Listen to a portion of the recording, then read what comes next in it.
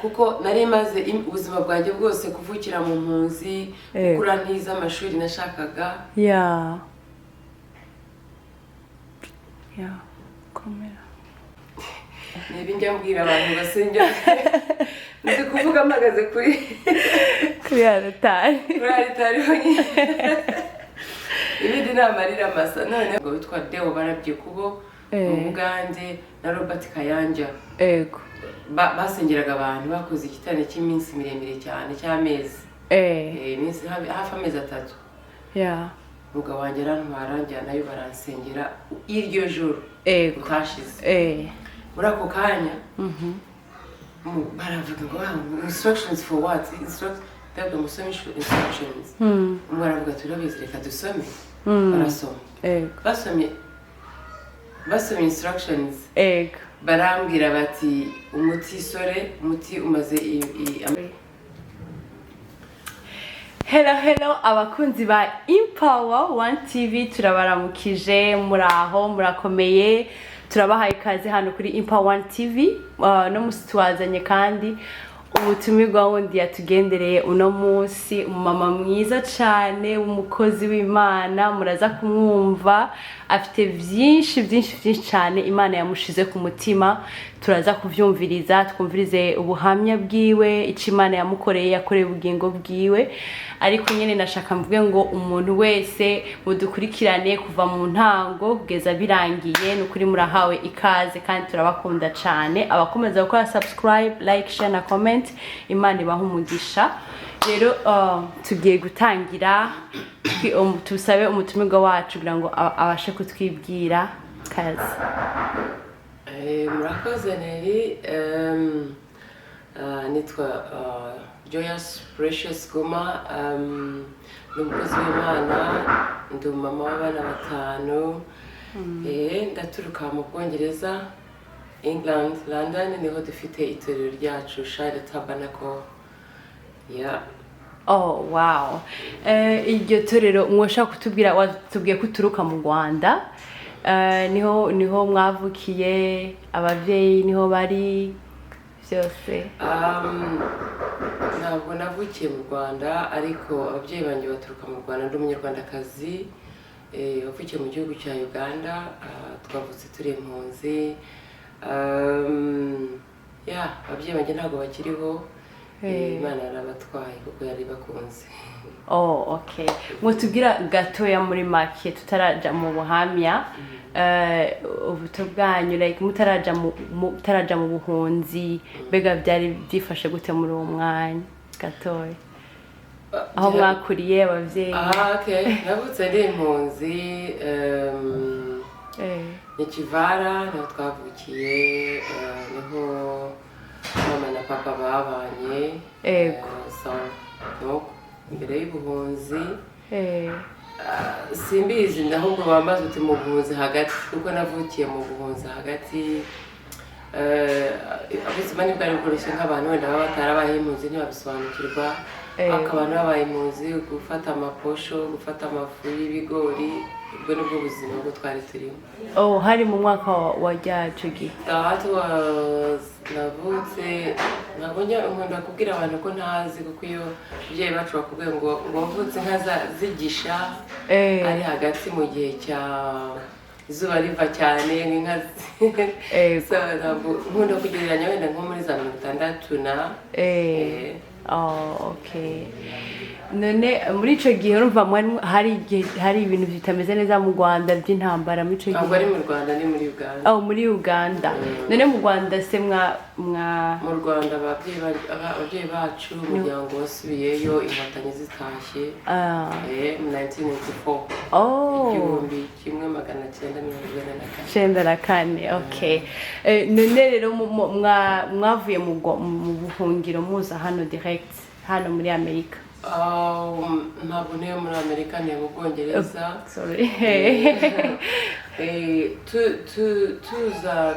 tuza mu yewe nza mu Bwongereza ntabwo naje ndi impunzi naje nkurikiye umutware wanjye ko yari yaje ku murimo w'Imana ego so aranyakira nanjye gutyo dutangira akazi niko twatangiye akazi mu Bwongereza ko twaje n'ubundi tuva mu Bugande twarabakozi b'Imana gusa nubwo ntavukiye mu Rwanda ariko nakoze akazi mu Rwanda nakoze akazi gakomeye cyane Imana yarankoresheje mu bihe bya muri mu bihumbi 1999 nanabyariyeyo actually mfite y'ibiterane nabyariye umwana okay none mwashaka kutubwira mwaradushingiye intahe ku bantu batabyumvishije mwageze kutubwira ngene mwahuye n'ubugwayi kanaka ariko imbere yaho mwaratubwiye yuko abana mufite mbega ni bangahe mbega bimeze gute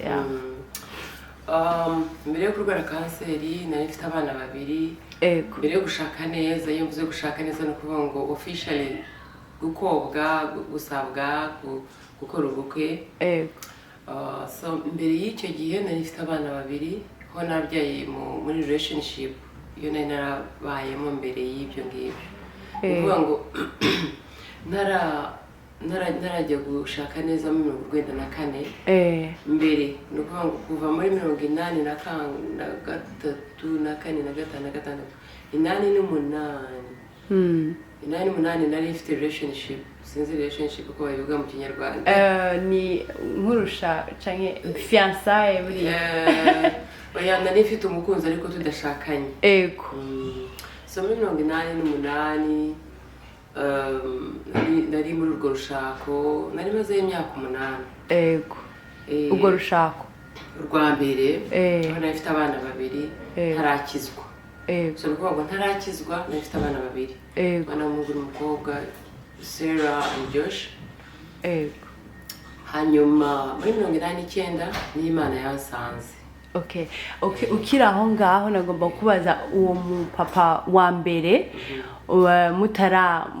mwahuye gute muri icyo gihe byagenze gute yes murakoze icyo gihe twahuye ko hari igihe nari nagiye kwiga ku ishuri ryitwa Masaka Secondary School in Uganda so hari ko igihe cyarageze ko mama atashoboraga kuntangira amafaranga y'ishuri hanyuma njya gushaka ubuzima ariko ubwo buzima uko nabushatse ni nko kuvuga ngo umuntu yaraguhamagaye ngo ngwino nguhe akazi akaba afite izindi ntego so ndamukorera nigaho gatoya ariko ageze aho birananirana sinashobora ntiyantangirira tuza gukundana kubyara abana babiri muri abana for imyaka 8 twanyaka 8 anyigisha ibintu bibi byinshi nko kunywa itabi ariko inzoga sinari nzi kuzinywa ndibuka umunsi wa mbere nanyoye inzoga yari 89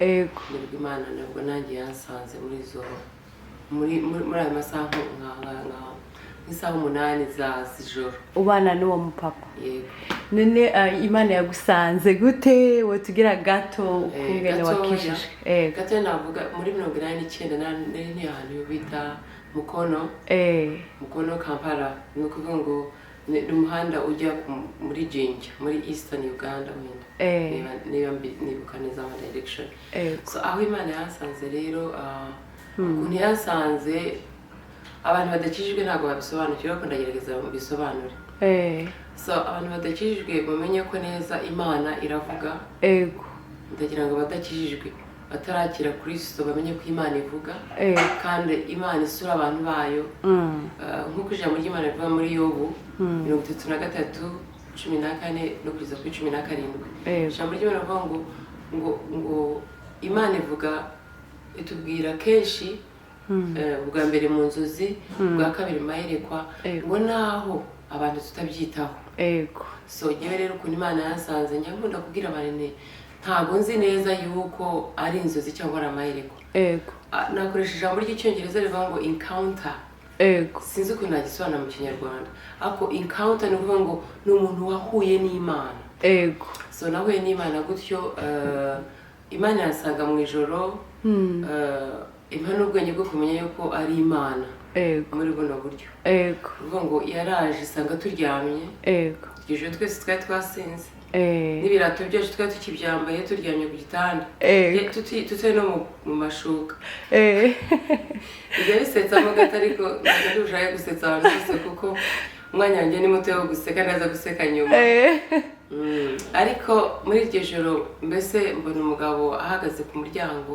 yambaye ibishura byera araduhamagara avuga ngo nimuze bana banjye muve muri icyo cyumba ngo nimujye muri kiriya cyumba icyumba cyose tubwiraga tuvemo twari muri chambre yacu aho twararaga so aho yavugaga hari living room la salon nyene aho barira tuhageze ariko wenda ko ntavuze gato kuko muri 1982 hari abamisiyoneri baje b'abarundi b'abanyarwanda baje mu gihugu cya Uganda bakaba baje gusengera igihugu basengera ngo impunzi zitahe iwabo impunzi z'abanyarwanda zisubira iwabo so abagabo uko bazaga rero bagasenga hari ijoro rimwe ntajya nibagirwa najyaga muri disco nari mfite abahungu b'inshuti zanjye babiri nkunda kubavuga cyane nubwo nabavuga amazina umwe yitabye Imana undi aracyariho ari mu gihugu cy'u Rwanda ni umuntu ukomeye ubu ngubu ino minsi so tujya muri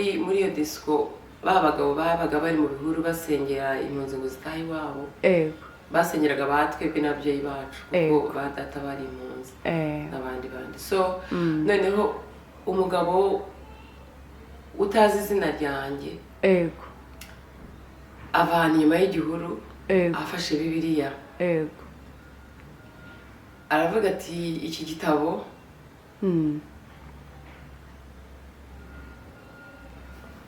komera so iyo mbivuga nkunda kuba kugira emotions cyane umugabo arafata cya gitabo cyaravuga ngo iki gitabo kirore kizagukiza kizakugirira neza uzakizira so mbese asa naho ampa umurage w'ijambo ry'Imana muri make no kuba ndahantu uvuga ngo ni umurimo w'Imana so nta kuntu mba najyaga kumenyana na Nexo cyangwa Nelson uretse ko ari ijambo ry'Imana so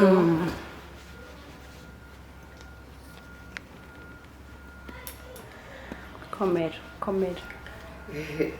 so nakundaga kubyina cyane so iryo joro ngezeyo sinashobora no kubyina kubera ko uriya mugabo ntekereza njye nibwira ko yari yarangije kubiba imbuto y'ijambo ry'Imana mu buzima bw'iwanjye so mbwira abahungu b'inshuti zanjye ndi munsubizeyo kugira ngo kuko numva ntafite imbaraga zo kubyina so muri make ntabwo nabijyamo cyane ikindi gihe nzabaha intahe irambuwe so uko rero nagira ngo mbihuze nuko Yesu yansanze muri 89 hagati ya 82 na 89 hari imyaka 7 so nukuvuga ngo nyuma y'imyaka 7 Yesu aransanga so ansanze hari iryo joro nyine twari twagiye ahantu muri hoteli yitwa Mary Colline ni hoteli ikomeye cyane mu Rwanda muri Mukono muri Uganda muri Uganda sorry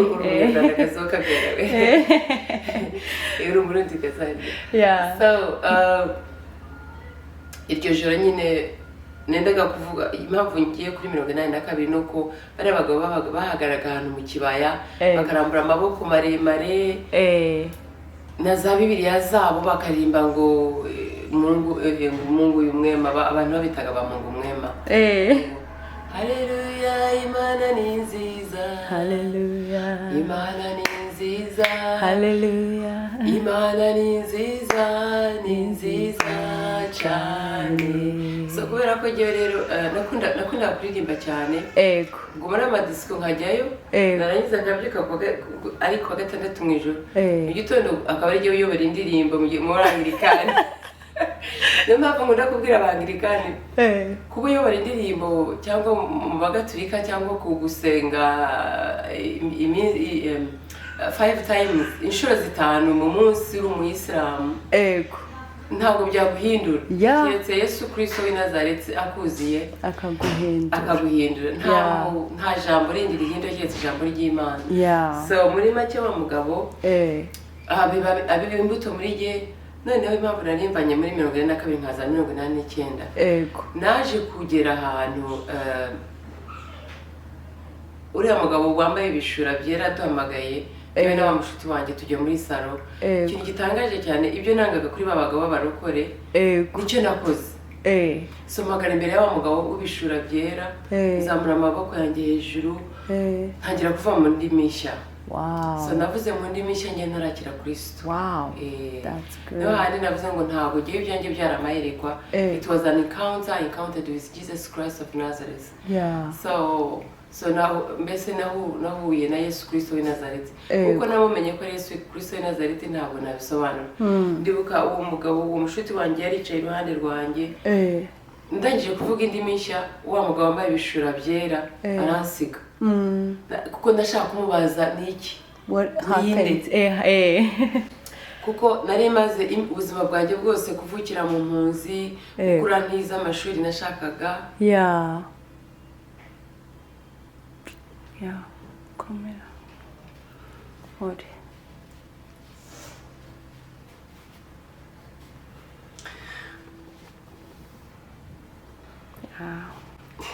niba njya mbwira abantu basenga nzi kuvuga mpagaze kuri aritari honyine ibindi ni amarira masa. Noneho ni byiza kwibuka ahantu iby'Imana yagukoreye, ni byiza cyane.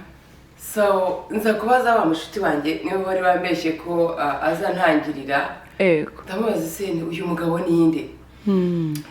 Arambwira ngo ubusanzwe niwe ufite ubwenge, kandi ubundi ubusanzwe yahoraga ntuka kundi umunyarwandakazi adashobora kurongora umunyarwandakazi, kandi nkabana nawe imyaka 8 se nabanye nawe.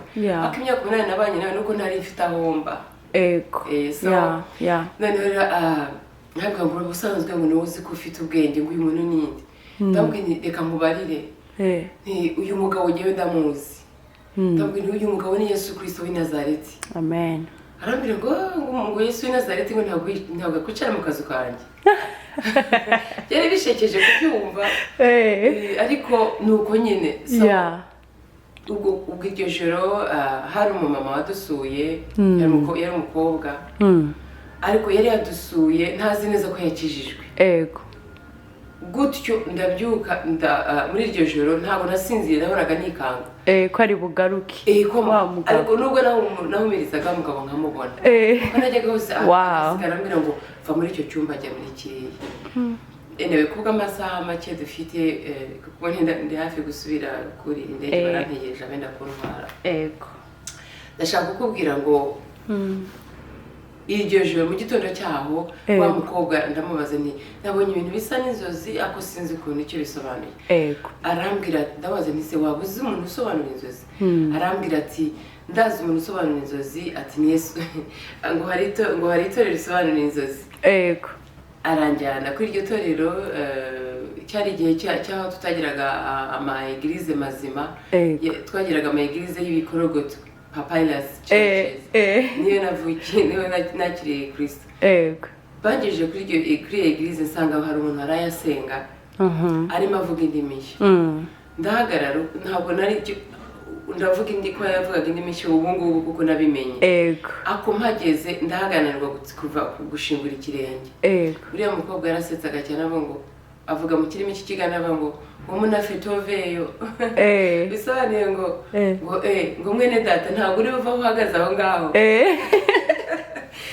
Noneho ndavuga nti ndumva ntava ahantu, kuko icyo wenda ntavuze gato, uriya muntu w'ibishura byeraje maze kuzamura amaboko yanjye nkavuga indimi nshya. Ikintu cyo nakiriwe gikomeye cyane nigeze ngira mu buzima bwanjye ni amahoro. Amahoro nagiraga, nahoraga ncecetse abantu bakagira ngo nditonda, ariko nari narajonjamye indani, nahoraga mpambiriwe umutima.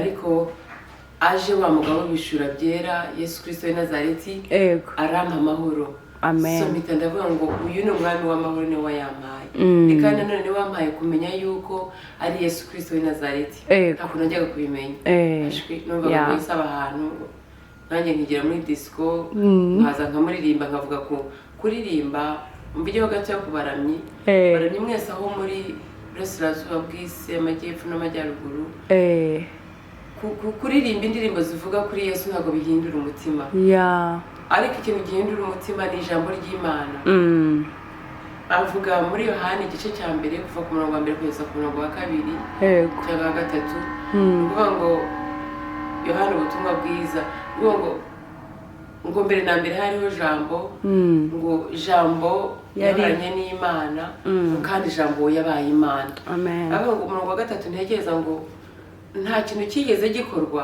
ijambo atagikoze ndasengera mwese mwumva rino jwi kandi ndazi ko abashobora kujya ku ijwi ry'ubuhanuzi muzasanga kuri Joyous Precious Guma kuri YouTube muzahasanga ubuhamya bw'Onyantanga simbutanga cyane ndagenda nkigisha gusa ariko ubu umukobwa wanjye hano arangishije gutanga ubuhamya ni byiza cyane uwo munsi nakira Kristo wa mukobwa we yambaye kuri eglise abagabo bari abagabo batanu bari muri icyo cyumba bahoraga basenga buri wa gatatu basengera igihugu bisengera nababona abaganda ntago ari abanyarwanda ntabwo nagira umugisha abanyarwanda naje kumenya nyuma n'aba missionnaire baje bazanaga ubutumwa bwiza mu mpunzi wenda icyo navuga gato ni ngo uwo munsi nakiriye Kristo uwo munsi narabatijwe mu mazi menshi kandi muri uwo munsi nanone za ndimi navuze mu ijoro kuko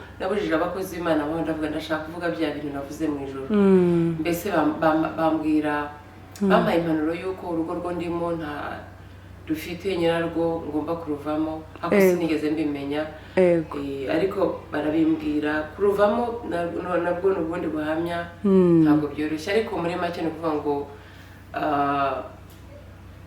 kuva aho Imana igusanze no kujya aho igushaka hari urugendo icyo nabamenyesha ni ngo iyo wihambire ku ijambo ry'Imana rya rindi ryahozeho wowe utararemwa kwa kundi nyine Yeremiya bamubwiye igice cya mbere cy'umurongo wa 5 ngo nakumenya utarabusora mu nda ya mama wawe kandi ngo ndakweza guhindura umukozi wanjye abantu mwese aho muri uzatega amatwi uzambona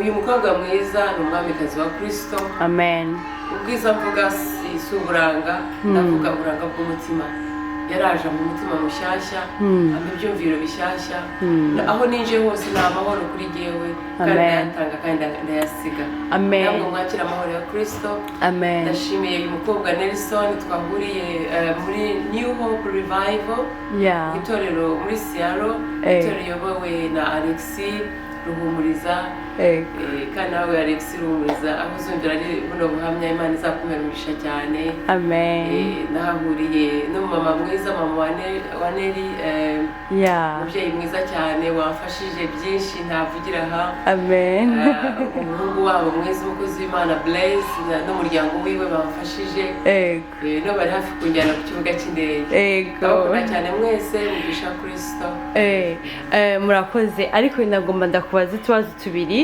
tuvuge twihuta kugira ngo amasaha aragiye nko mu minota mikeya none biremegwa ko hariyo nk'umuntu ashobora kuba yarashatse akaba ari mu rushako tutaragenda mu buhamya butoyi bwa kungene wakize ingwara ya cancer ndagomba ndababaze mbega biremewe ko umuntu ashobora kuva mu rugo rumwe canke ni kubera waronse commandment y'Imana Imana yakubwira ati uru rugo ntabwo ari urwawe bimeze gute ni gute wabwira nk'abantu bari abantu bateze amatwi mugomba kumva rino jwi musobanukirwe ibingibi ijambo ry'Imana kenshi ritubwira ko ngira ngo n'abakorinto ba mbere igice cya 7 hari aho ijambo ry'Imana rivuga ngo ubwo wakiriye agakiza uri kumwe n'umufasha udakijijwe ngo ukakira umufasha ukakira Kristo uri mu rugo rudakijijwe ni ukuvuga ngo uragomba kwihangana usenge we kwirukanka kuko wavuye muri rwa rugo kuko wakiriye Kristo uri muri rwa rugo. Jewe rero ntabwo nashoboye kwirukanka ngo ngende, nabanje gusenga Imana, nagize ibihamya byinshi byagaragaje yuko ntari nyiri rugo, ntari uwo mugabo. Icya mbere, iyo ushatse uri utarakowe, umufasha wawe uhora yarakwangiye kujyana ababyeyi bawe, yaravuze ati sinakujyana ababyeyi banjye kuko uri umunyarwandakazi kandi sinarongora umunyarwandakazi. Mbese muri make nari mu rugo rwiwe ankoresha nk'uko umuntu akoresha igikoresho, nk'uko umuntu akoresha telefone akayishyira hasi akoza akongera akayifata, niko yakoreshaga. So muri make uri mu rugo, uruhande rumwe rukijijwe urundi rudakijijwe, birasaba ko musenga Imana. Na cyane we wakiriye agakiza, usenge, ufate Kristo umwihambireho, ujye mu ijambo ry'Imana, Umwuka Wera azakwigisha byose. Jewe rero kubera ko nahawe ko namenye neza ko naraseze cyane, nariyirije, nahindutse nk'icyatsi. Amen. Nakundaga Imana nagira ngo sinzacumure kandi. So nemererwa ko nagomba kuva muri urwo rugo. Icya mbere, nasanze uwo mugabo afite uwundi mugore. Ibyo ntazi nuko bari bashatse ibyo byanyakuri, yari afite n'abandi bana. Ariko icyangombwa ni iki ngiki, ni uko njyewe natekerezwaga kuva muri urwo rugo kuko nari mpari ntahari. Ntabwo rwari urwawe pe, warasanzemo uwundi. Hari ibintu birimo biteye agahinda muri ino minsi k'abantu bakora za divorce, abantu bagahaguruka bakagenda. Ibyo sinjya nkunda kubyihambiraho cyane kuko bituruka kuko umuntu yumvise Imana yiwe, ariko ubundi divorce ntabwo yemererwa muri Bibiliya. Ariko umusenzi, umugabo wasenze, umugore wasenze, akumva Imana yabo, abo nta rubanza bashyizeho. Amen. Nanjye nta rundiho. Tuje rero kungene washoboye kumenya ko urwaye, kungene wakize. So noneho muri 1989 nakiriye Kristo, ndakijijwe, mvuye muri rwa rugo. Muri rwa rugo uratashe mu rugo. Mbonye urugo rushyashya, mbonye umufasha mwiza. Ibyo umufasha mwiza nabyo nibyo kuzavugaho ikindi gihe, kuko nijya wamubwirije ubutumwa, nakira Kristo Ruben Guma. So ndi umumama wiwe mu gakiza, kandi ni umusiniya pastor wanjye. Ubu yarakiriye agakiza, ni umukirisitu mwiza cyane. Imana ikunda Imana. So kwa Ruben Guma twashakanye muri 1994. 1994 mu Rwanda. Mu Bugande. Mu Bugande Kampala, ahitwa Munyonyo, bugufi y'inyanja, twakoreye wedding. Nyuma y'amezi 3 tumaze gushakana, naje gutekereza ko ntwise, kuko nyine iyo umuntu atwise ntajya mu mihango mu ruhande rw'abamama n'abakobwa murabyumva. Nyuma y'amezi 3 ntajya mu mihango, ariko nkarwara cyane, nkagira ibintu bimeze nka malariya. Navaga ku kazi numva mfite intege nke cyane. Ubwo mfite amezi 3 genda nzi ko ntwise kuko n'inda yaragaragaraga. Noneho ndavuga nti reka muhamagare mubwire ko ntameze neza. Mubwire iyo kumfata ubundi arazakamfata ku kazi. Noneho ngiye njya kwa muganga. Umuganga wankoreye wakoze umugynecologist cyangwa se yagupimye, akamenya ko atari umwana. Yarambwiye ngo inda yatangiye yarinda, ariko umwana ageze aha deformed. Ni ukuvuga ngo yageze ahagarara gukura, indi ihagarara gukura. Niyo mpamvu nagiraga malariya, ibintu bisa na malariya, nkagira fever gutyo. So uyu mugore rero arambwira ati ntabwo ufite inda, ahubwo ni ikibyimba. Monda. Uwo mwanya bahita baranyadimitinga kwa muganga.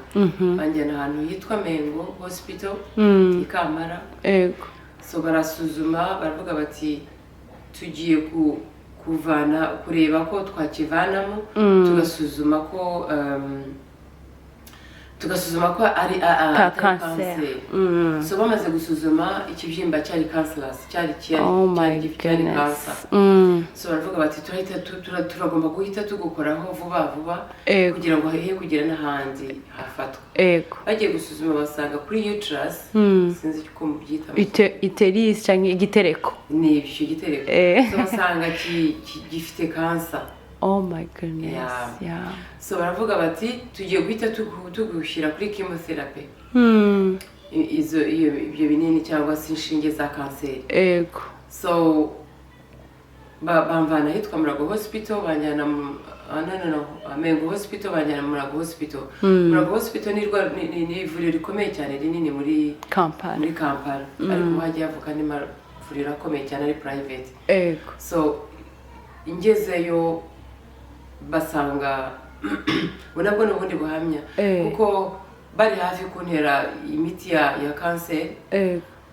Ijwi ndyamye benda kuntera urushinge, ubusanzwe ndi umubyeyi mwiza, imfura y'umwami itinya urushinge.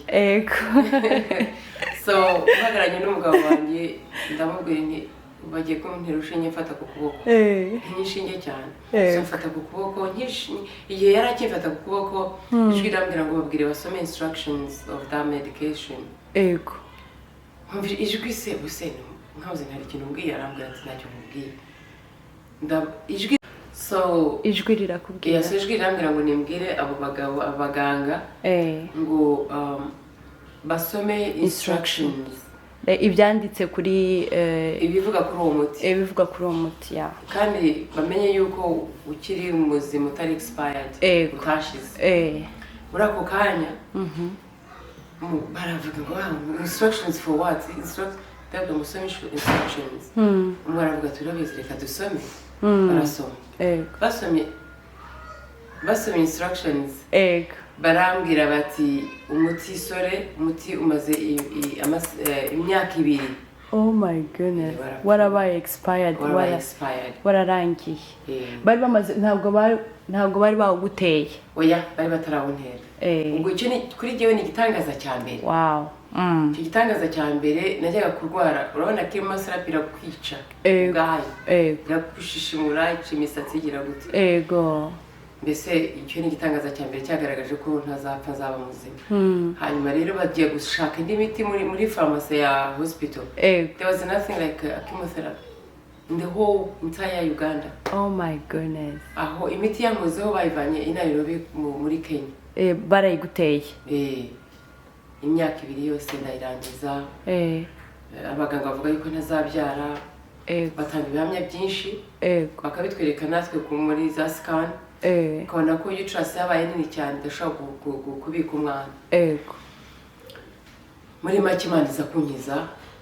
Hari igikorane hari abagabo 2 bakoze igikorane, umugabo witwa Deo barabye kubo mu Bugande na Robert Kayanja. Basengeraga abantu, bakoze igiterane cy'iminsi miremire cyane cy'amezi. Hafi amezi 3.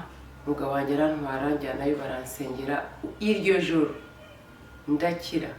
Uko nakize nuko habayeho signs zagaragaje ko nakize.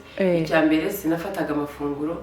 Icya kabiri nahoraga mfite fever, mfite umuriro, mpinda igitengo buri kanya.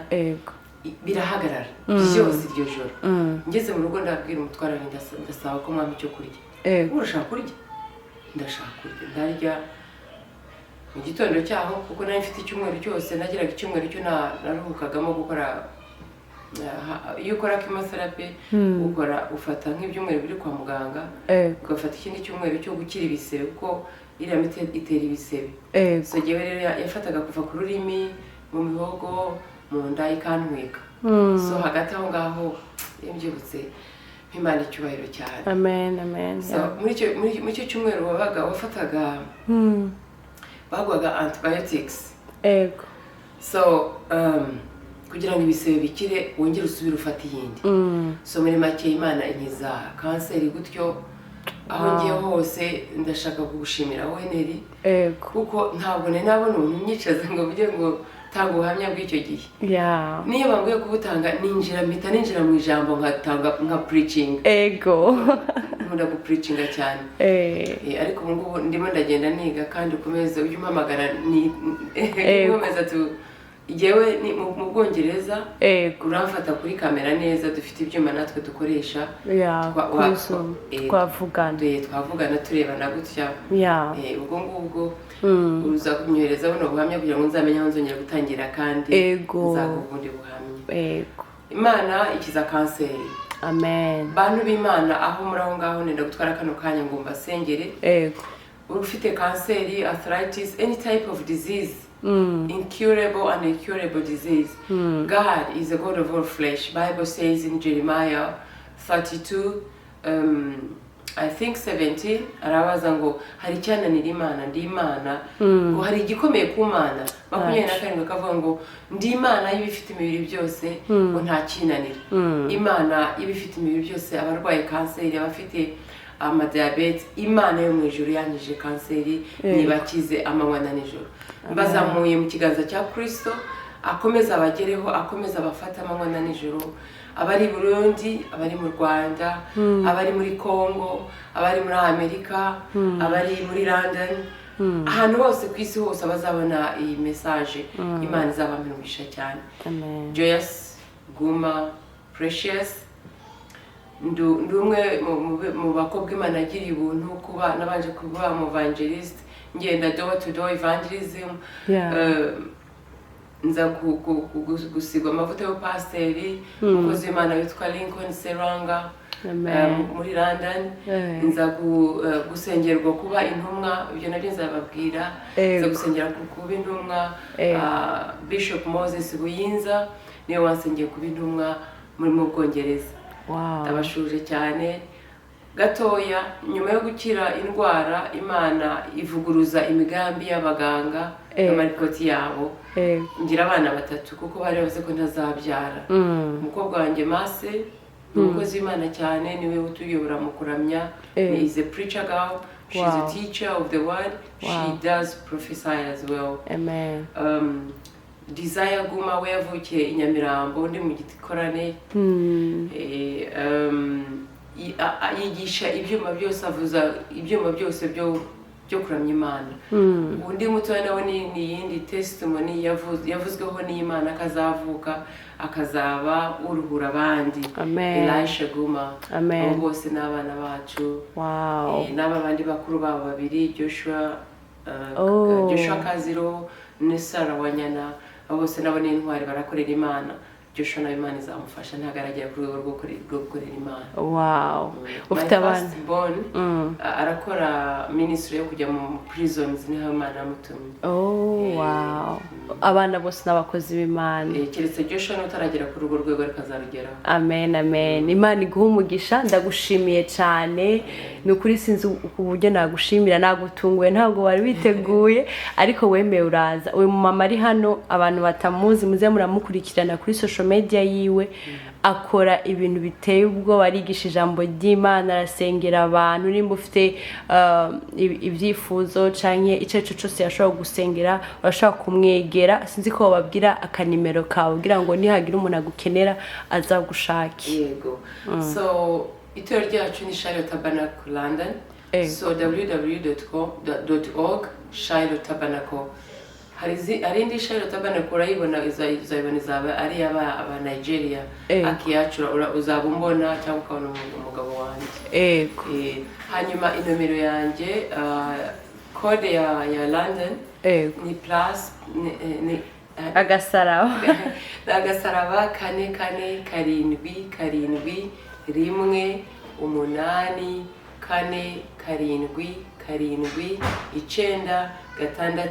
4 inomero zo mu Bwongereza zigaragara ko ari ndende cyane sinzi ko mwahise dusubira agasaraba 4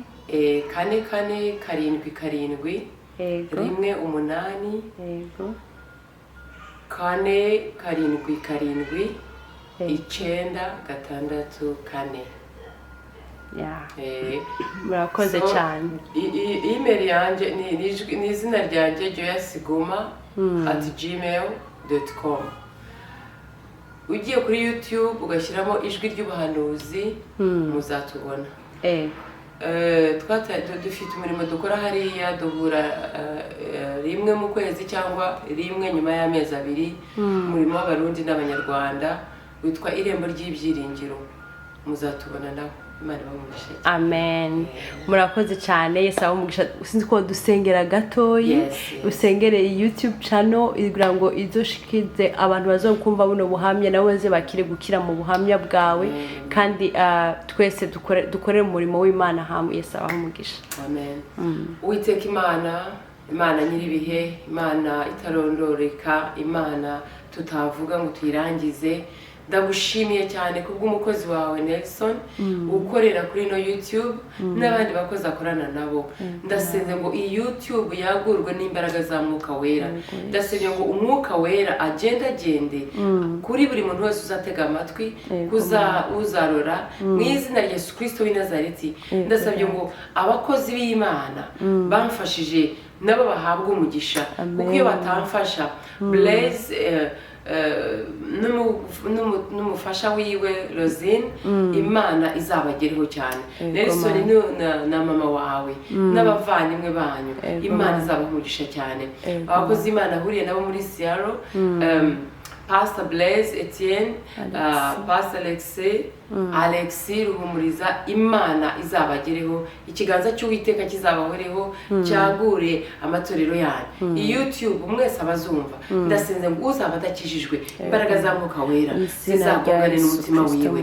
Abarwaye indwara ndazishingura kuva mu buzima bwanyu, bitari kw'imbaraga zanjye, kubw'imbaraga za Kristo. Nsabye ngo izina rya Yesu rizamurwe mu mazina y'indwara murwaye. Uyu munsi n'igihe cyose mwakire Kristo kandi mwakire gukira mu izina rya Yesu. Amen. Murakoze.